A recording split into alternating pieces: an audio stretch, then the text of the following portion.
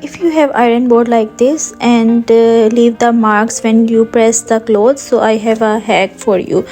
You get this kind of fabric from the clothes store. It has two layers, one is silver and the other layer is the thick layer. So this is the pattern that it needs to cut like that. So first pin it up.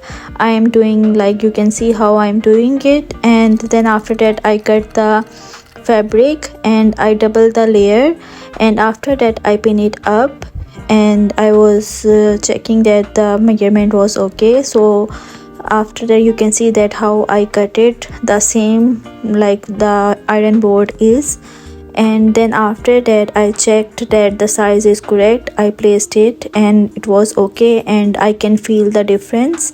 As you can see that it now it's thick. So after that I stitch it and I attach all these layers, so it will not go anywhere if I don't attach this. So when I press the clothes it will move. So with this technique it will not move anywhere.